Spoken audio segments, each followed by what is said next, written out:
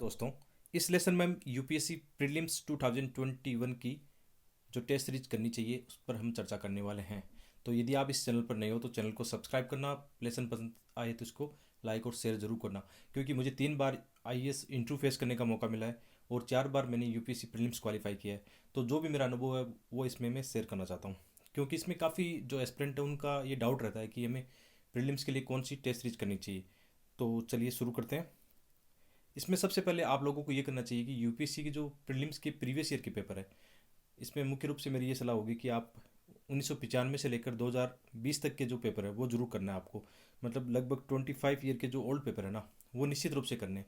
इनको करने से एक तो ये फ़ायदा मिलता है कि हमें यूपीएससी की जो एग्ज़ाम है उसका पैटर्न का पता चलता है। विशेष तौर पर आप जो 2-3 साल के पेपर है उसके पैटर्न को जरूर देखना, क्योंकि पैटर्न से आपको ये आइडिया लग जाएगा कि आपको कौन सी चीज़ें मतलब सिलेबस के हिसाब से पढ़नी है, ज़्यादा चीज़ों किन चीज़ों पर हमें फोकस करना है। तो एक तो ये हो सकता है कि सबसे पहले तो हमें प्रीवियस ईयर के पेपर ही करने हैं। उसके बाद में आता है कि आपका जैसे सिलेबस हो जाता है, जैसे आप लोगों ने लक्ष्मीकांत पॉलिटी के लिए लक्ष्मीकांत बुक पढ़ी है, तो उस बुक को पढ़ने के बाद में या साथ ही साथ आप ये कर सकते हो कि यूपीएससी प्रीलिम्स के जो पॉलिटी के सेक्शन के पेपर है वो आप क्वेश्चन कर सकते हो।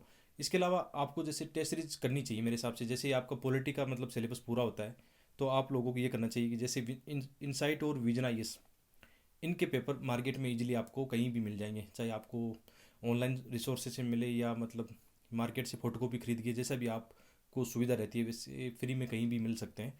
तो उस हिसाब से आप इनको लेकर कर सकते हो। जैसे आप लोगों ने पॉलिटी की, तो पॉलिटी के इनसे सेक्शन वाइज जो भी पेपर आए हुए हैं, विजन के टेस्ट या इनसाइट के टेस्ट, उनको आप कर सकते हो। इसके अलावा फिर ये कर सकते हो कि डेली वाइज आप एमसीक्यू भी कर सकते हो। जैसे मैं जो फॉलो करता हूँ, इनसाइट आईएएस की जो साइट है वहाँ पर डेली वाइज करंट अफेयर के 5 एमसीक्यू आते हैं। इसके अलावा जैसे पॉलिटी है या ज्योग्राफी, मतलब ट्रेडिशनल जो टॉपिक है उनके भी 5-5 क्वेश्चन वहाँ पर एमसीक्यू के रूप में आते हैं। ये मतलब डेली बेसिस पर होता है, तो एक कॉन्फिडेंस मिलता है कि हम कितने सही कर पा रहे हैं। तो वहाँ से भी एक अच्छा रिसोर्सेज आप लोगों के लिए एमसीक्यू के रूप में हो सकता है। इसके अलावा जैसे ही एग्ज़ाम नज़दीक आएगी तो इनसाइट आईएएस पर क्या होगा कि 20 से 25 डेली वो एमसीक्यू डालेंगे वहाँ पर। वो एमसीक्यू बहुत अच्छे होते हैं, एग्जाम के हिसाब से बहुत ही मतलब कह सकते हैं कि हमें लाभ दे सकते हैं। तो आप एमसीक्यू जरूर करना वहाँ पे।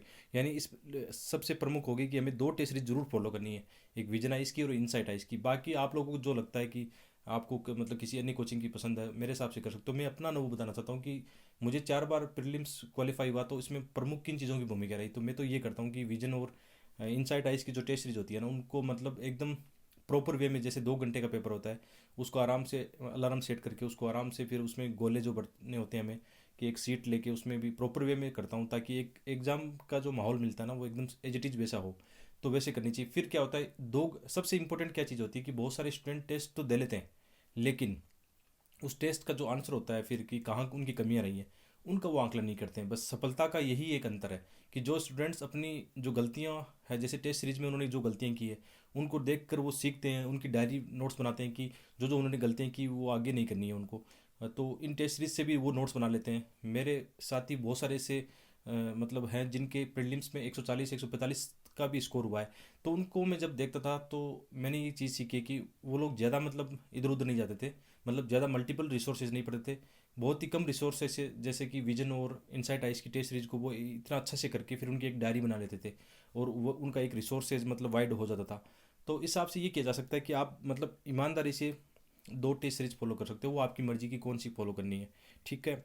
इसके अलावा एक ये हो सकता है कि जैसे यूपीएससी की ऑफिशियल साइट है, वहाँ पर जैसे रिसेंटली जो एग्ज़ाम लगा है, जैसे कोई एनडी का या सीडीएस का या मतलब और सीएपीएफ का एग्ज़ाम होता है, तो वो क्वेश्चन हमारे लिए इंपॉर्टेंट होते हैं। सभी एग्ज़ाम के इंपॉर्टेंट नहीं होते, लेकिन जो रिसेंटली ये कर सकते हो कि जनवरी के बाद में कोई एग्ज़ाम लगा और उसका पेपर आपको यूपीएससी की साइट पे मिल जाए, तो उससे संबंधित जो जीएस का पेपर है वहाँ से मतलब जो एमसीक्यू आते हैं ना, उनका एक ट्रेंड पता चलेगा कि यूपीएससी इस बार किस प्रकार के पेपर सेट कर रहा है।